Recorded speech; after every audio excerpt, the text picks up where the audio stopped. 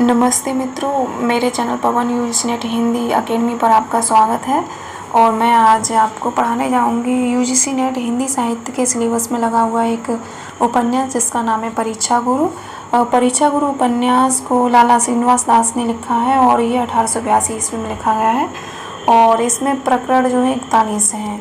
उपन्यास को आपने उपन्यास देखे होंगे बहुत सारे। कुछ उपन्यास को खंडों में बांटा जाता है, कुछ को उत्थान में, कुछ को अब ये प्रकरण में बांटा गया है। तो इस प्रकार देखें तो ये हमारा उपन्यास प्रकरण में बांटा है और इसमें टोटल 41 प्रकरण हैं। अगर 1882 का हम करें आधा तो 41 होगा और 41 प्रकरण हैं। हम इस तरीके से इसे याद रख सकते हैं। यह हिंदी का सर्वप्रथम मौलिक उपन्यास माना जाता है। यह हिंदी का सर्वप्रथम मौलिक उपन्यास है। इस पुस्तक को रचने में लेखक ने महाभारत, संस्कृत, गुलस्तान वगैरह और Farsi Spectator, Lord Bacon, Goldsmith, William Cowper के पुराने लेखों से सहायता ली है। तो ये हमारा बहुत मेन इम्पोर्टेंट पॉइंट है कि इस उपन्यास को लिखने के लिए लेखक ने महाभारत, गुलस्तान और ये गोल्ड स्मिथ, विलियम कपूर के पुराने लेखों से सहायता ली है। और इस उपन्यास के अगर हम सारांश को देखें तो ये उपन्यास दिल्ली के एक कल्पित रईस का चित्र उतारा गया है इसमें। और उसको जैसे का तैसा दिखाने के लिए संस्कृत के, अरबी, फारसी के कठिन शब्दों की बनाई हुई भाषा के बदले दिल्ली के रहने वालों की साधारण बोलचाल की भाषा को इसमें अपनाया गया है। लेखक ने इस पुस्तक के बारे में कहा है, यह अपनी भाषा में नई चाल की पुस्तक होगी। इस उपन्यास की कहानी दिल्ली के एक ऐसे कारोबारी साहूकार मदन लाल की कहानी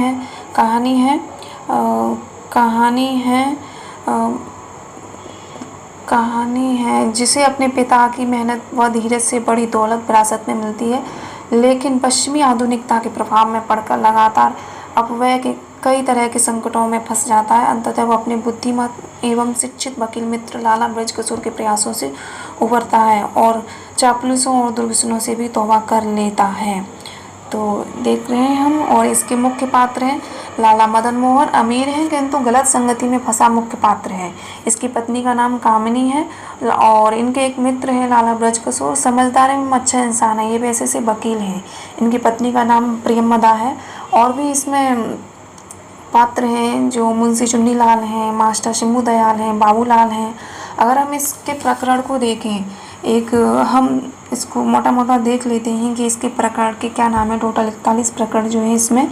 देखिए, फर्स्ट है सौदागर की दुकान है, अकाल में अधिक मास है, संगति का फल, मित्र मिलाप, विषयासक्ति, भले बुरे की पहचान, सावधानी या होशियारी, सब में हाँ, सभासद, प्रबंध, सज्जनता, सुख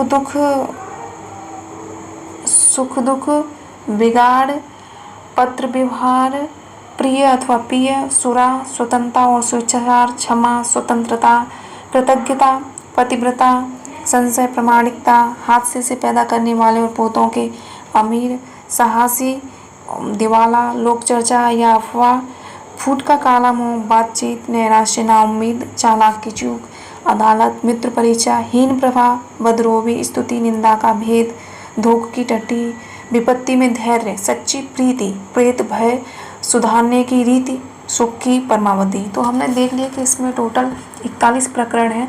अगर हम देखें तो हमें ये इस तरीके से याद नहीं होंगे। तो हमने इसके लिए एक ट्रिक बनाई है। इसको एक दो बार पढ़ने से ये लय में आ जाएगा और हम इनको क्रम से भी, अगर उसमें आता है एग्जाम में तो हम क्रम से उसमें लगाने के लिए आता है। तो जब हम इसे एक दो बार पढ़ लेंगे तो हमारे लय में आ जाएगा कि क्रम से ये इस तरीके से है, इसके बाद ये आएगा। तो हम इसके एक देख लेते हैं इसके लिए ट्रिक। सौदागर की दुकान में अकाल पड़ गया है क्योंकि यह उसकी संगति का फल है। मित्र के विषय में भले बुरे की पहचान सावधानी से करनी चाहिए, सब में हाँ नहीं करनी चाहिए। सभा का प्रबंध सज्जन लोगों के दुख सुख को देखकर करना चाहिए। बिगाड़ का मूल विवाद पत्र व्यवहार के प्रिय होने में है। सुरा को स्वतंत्रता से पीने वाले को क्षमा स्वतंत्र रूप से कृतज्ञ बना देती है। प्रतिव्रता जब संशय करती है तो प्रमाण मांगती है और इस हादसे में साहसी पुरुष भी दिवाला हो जाता है, जिसकी लोक में खूब चर्चा होती है कि उसका मुँह काला मुंह, बातचीत करने लायक नहीं है। चालाक व्यक्ति को अदालत में मित्र परीक्षा की हीनता से गुजरना पड़ता है। उसकी स्तुति, निंदा का भेद, धोख की विपत्ति में सच्ची प्रीति होती है और प्रेत का भय सुधारने की जो रीति है उसको सुख की परम अवधि तक ले जाती है। तो इस तरीके से देख रहे हैं हम, ये एक ले में आ जाना चाहिए। सौदागर की दुकान, सौदागर की दुकान जो है हमारा ये पहला प्रकरण है। अगर हम देखें तो सौदागर की दुकान, और अकाल में अधिक मास संगति का फल, तो ये देखिए हम सौदागर की दुकान में अकाल पड़ गया, तो अकाल से हम देख सकते हैं कि अकाल में अधिक मास, क्योंकि यह उसकी संगति का फल है। और तीसरा जो प्रकरण था संगति का फल था।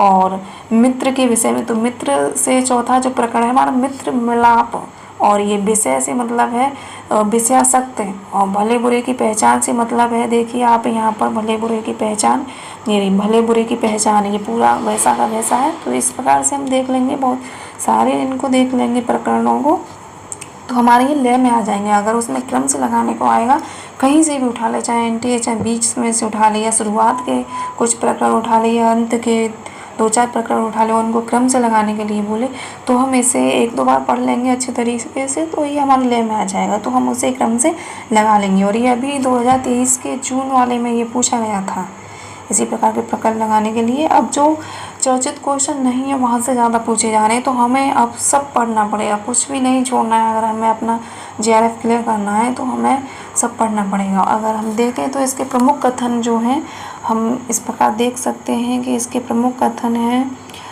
इसका प्रमुख कथन, मनुष्य जिस बात को मन से चाहता है उसका पूरा होना ही सुख का कारण है, और उसमें हर्ज पड़ने ही से दुख होता है। यह किसका कथन है? तो मास्टर शंभू दयाल का कथन है, ये मास्टर शंभू दयाल का कथन है।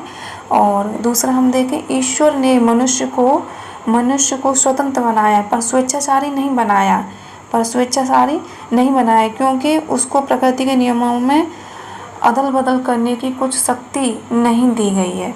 तो ये लाला ब्रज किशोर का कथन है कि ईश्वर ने मनुष्य को स्वतंत्र बनाया है पर स्वेच्छाचारी नहीं बनाया है, क्योंकि उसको प्रकृति के नियमों में अदल बदल करने की कुछ शक्ति नहीं दी गई है। तो ये लाला ब्रज किशोर का कथन है। और हम देख सकते हैं कि आदमी की पहचान ज़ाहिरी बातों से नहीं होती, उसके बर्ताव से होती है। आदमी की पहचान ज़ाहिरी बातों से नहीं होती, उसके बर्ताव से होती है। यह किसका कथन है? तो यह है लाला ब्रज किशोर का कथन है। और दूसरा हम देख सकते हैं, मनुष्य के मन के विचार ना सुधरे तो पढ़ने लिखने से क्या लाभ हुआ। यह भी लाला ब्रज किशोर का कथन है, बहुत इंपॉर्टेंट कथन है कि मनुष्य के मन के विचार ना सुधरे तो पढ़ने लिखने से क्या लाभ हुआ। और अगला जो हम कथन देखेंगे बहुत इम्पॉर्टेंट है, अफवाह वह भयंकर वस्तु है जिससे बहुत से निर्दोष दूषित बन जाते हैं। हिंदुस्तानियों में अब तक विद्या का व्यसन नहीं है, समय की कदर नहीं है, भले बुरे कामों की पूरी पहचान नहीं है। इसी से यहाँ के निवासी अपना बहुत समय और के निज की बातों पर हाशिए लगाने में और इधर उधर की जटल हाँकने में खो देते हैं, जिससे तरह तरह की अफवाहें पैदा होती हैं। मनसाहत की झूठी निंदा की अफवाहों की जहरी पवन मिलकर उनके सुयश को धुंधला करती हैं। यह भी लाला ब्रज किशोर का कथन है। और अगला कथन देंगे, मनुष्य के चित्त से बढ़कर कोई वस्तु कोमल और कठोर नहीं है। तो ये भी लाला ब्रज किशोर का कथन है कि मनुष्य के चित्त से बढ़कर कोई भी वस्तु कोमल और कठोर नहीं है। तो ये भी लाला ब्रज किशोर का कथन है। और आप देखें इसका एक एक कथन है वो हमारे जीवन में भी अगर उतारा जाए तो ये एकदम सटीक बैठता है। अगर हम इसको देखें एक जो है कि मनुष्य के मन के विचार ना सुधरे तो पढ़ने लिखने से क्या लाभ हुआ। तो ये हमारे वास्तविक जीवन में अगर इस बात को उतारा जाए तो ये हमें बहुत सहायता देगा हमारे जीवन में। और आज बस इतना ही इस उपन्यास के बारे में। और ये मेरी YouTube पर पहली क्लास है। अगर आपको मेरी क्लास अच्छी लगी है तो चैनल को लाइक सब्सक्राइब करें और शेयर करें। फिर मुलाकात होगी।